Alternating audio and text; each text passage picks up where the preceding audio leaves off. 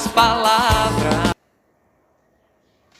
Olá, bom dia. Hoje é domingo, dia 6 de fevereiro de 2022. Sou o professor Júlio César. Você está no canal Outras Palavras, seja bem-vindo. Viaje no tempo comigo. Feche os olhos e imagine-se andando pelo campo dos mortos na Batalha de Monguizar. Crânios esfacelados, vísceras expostas, ossos retorcidos, poças de sangue e lama, gritos e gemidos dos moribundos. O céu está escuro por causa dos incêndios e de repente você começa a ouvir um som que principia suavemente e depois explode num Te-Deum gigantesco de vozes grandiosas que enchem de horror os sobreviventes inimigos que põem-se a fugir em desabalada carreira. No nobis Domini, no nobis Domini, sed nomini,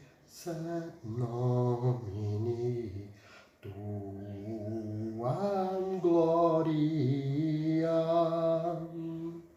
no nobis Domini, Domine, no nobis Domine, sed nomine,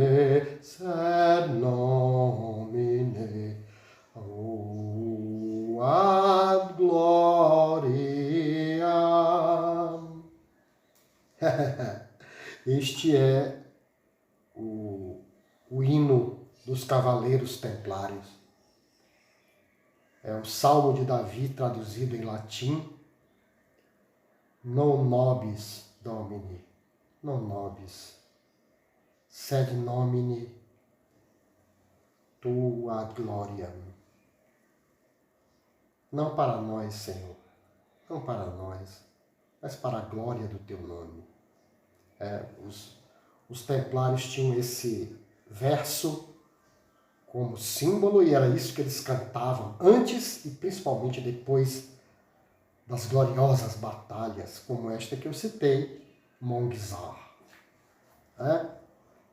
Em 1118, 9 cavaleiros franceses, entre eles Hugues de Payan e Geoffrey de Saint-Omer, aliás, Hugues de Payan foi o primeiro grão-mestre da ordem.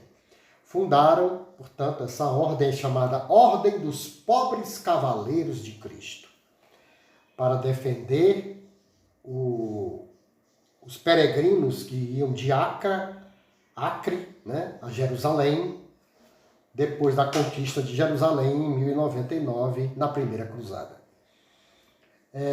10 anos depois, essa primeira aventura, em 1118, 10 anos depois, no Concílio de Troia, eles foram reconhecidos pela Igreja, oficializados pela Igreja.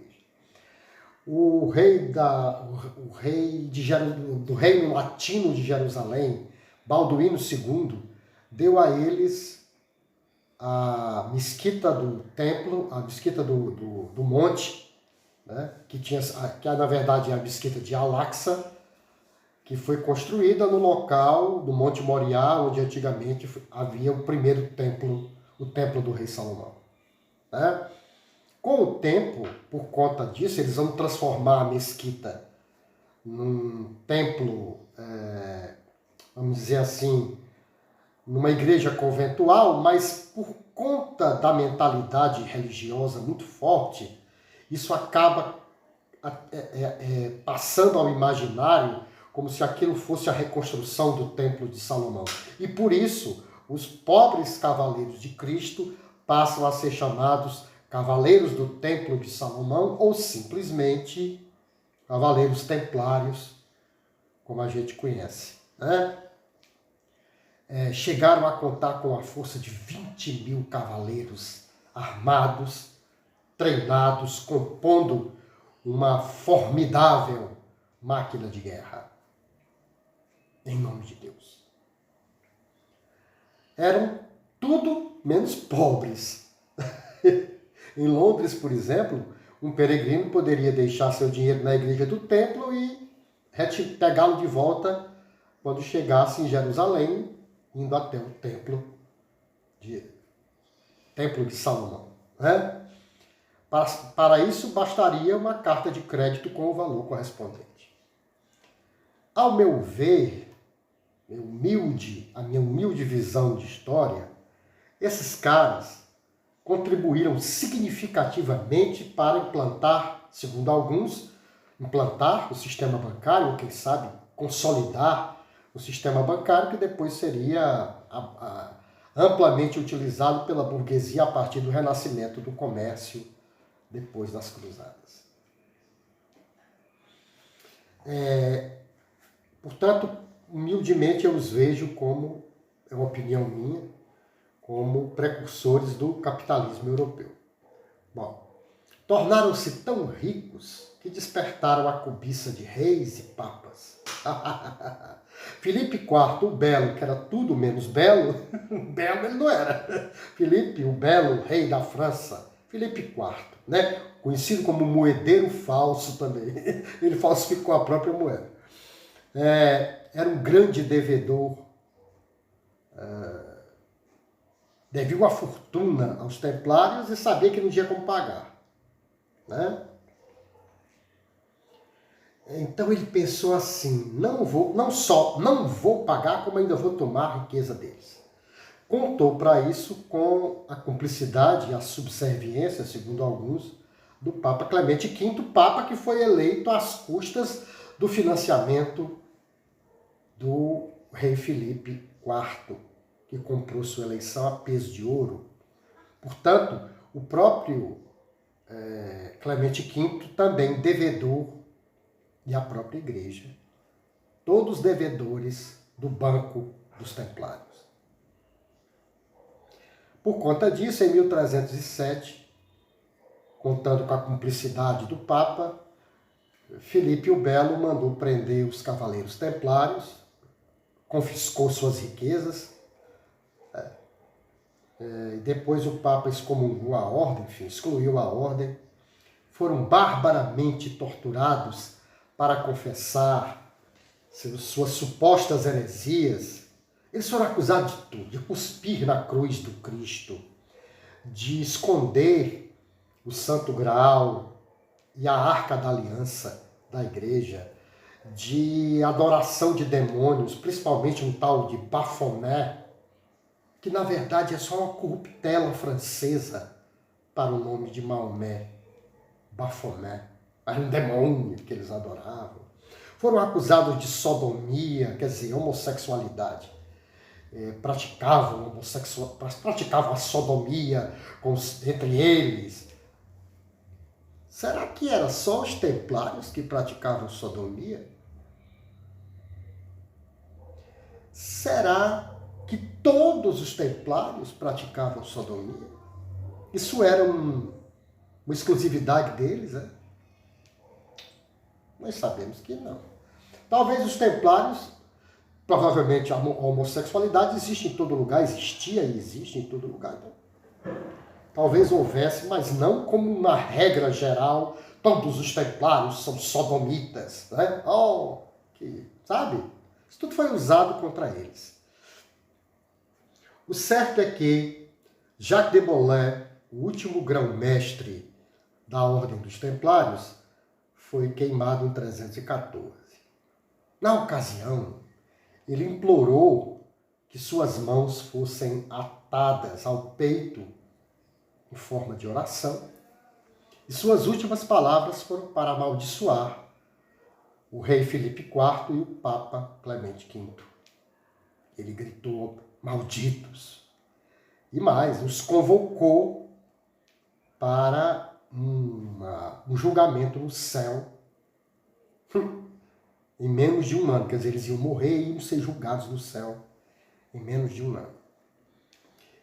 Isto ocorreu no dia 18 de março de 314, quando Jacques de Molay foi queimado.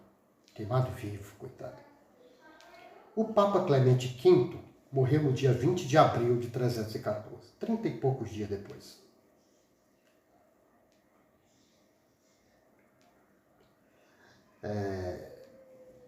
Alguns dizem que morreu de câncer, mas uma coisa é confirmada pelos relatos históricos, né?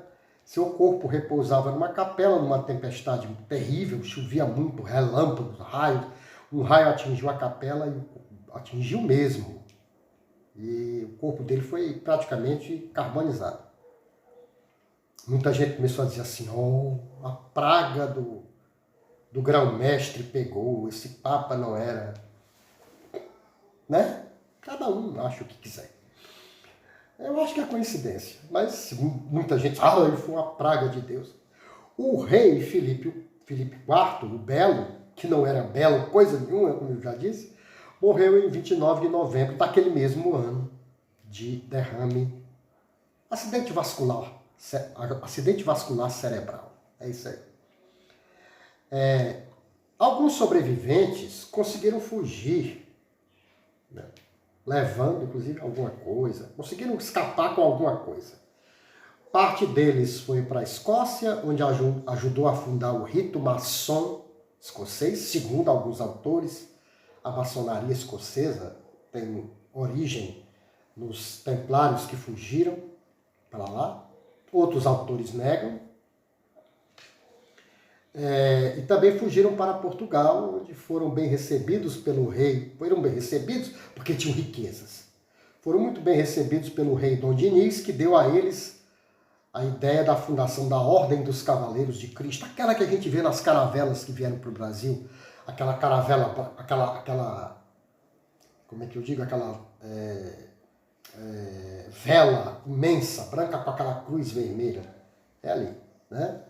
Então, eles chegaram em Portugal, foram protegidos pelo rei Dom Dinis, tornaram-se os Cavaleiros da Cruz de Cristo e, algum tempo depois, ajudaram a financiar a expedição marítima portuguesa.